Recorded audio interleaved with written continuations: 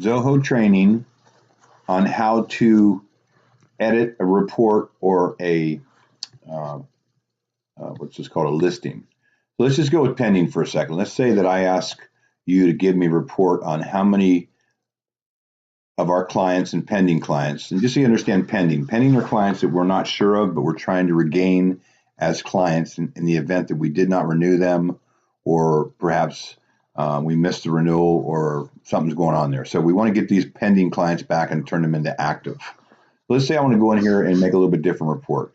Okay, so over here I've got the property code. The reason I put this in here is because I can go ahead and look in here and see if there's any records in our system that doesn't have a property code.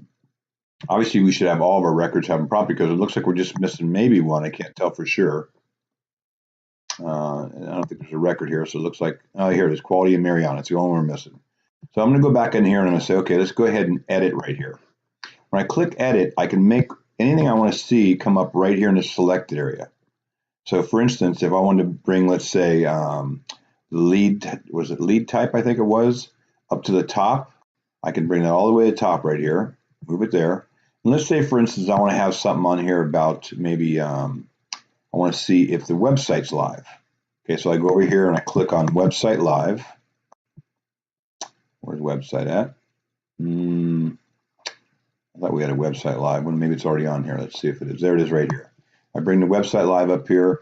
I got the GT active property ID, brand type. I probably don't need that for this report, so I can take that back off here. I usually leave that on there so you guys can understand what brands are which.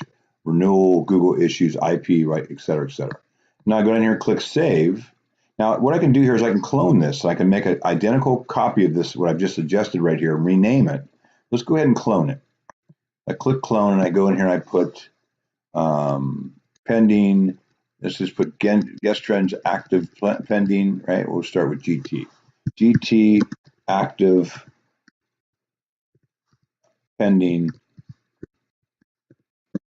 domain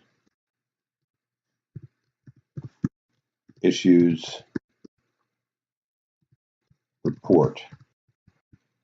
Okay, I scroll on the bottom, I click Save. All right, now this is the new report. Now if I want to do a spreadsheet, I click on over here the three dots, go down here and make a spreadsheet. Now I can look at this in a better format right here, because I can make and go, okay, how many people don't have? So here's one here. We highlight this one, boom, okay. Renewal information, I got that one, I want to highlight that. These are the information I want to have up to date. All right, we're getting close. Website, so you can go in here and you can create this. So what I'd like you to do is create a report right here with all the missing information on all these clients, and highlight it and save the spreadsheet, because then we know exactly what we're missing, and you can sort it any way you want. So in this case, I can look over here now, GT clients, if that one's missing GT, I can just go GT clients if I wanted to, if I wasn't going to save it, right? Now if I were saving this, it would save it, of course, but that's one I want to highlight. Okay. This is just a kind of a thing I download right here and export this as Microsoft Excel. So it's that simple. It's really easy to do.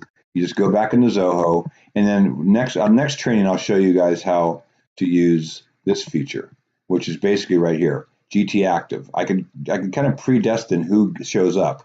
So if it's like, for instance, if I put in here inactive right here, it would show all of our foreign clients on this list. We don't want that, so I'm not going to put it in there. So these ones are the ones that are either pending, new clients, active photo updates, active new website, 1 year free extension, whatever the case may be. So that's how that works. I put isn't management because I don't want management records in here. I just want website records. Down here, we got two managements going on, so that's why I duplicate it, but I'm going to get rid of the one pretty soon here. So anyways, that's how that kind of works.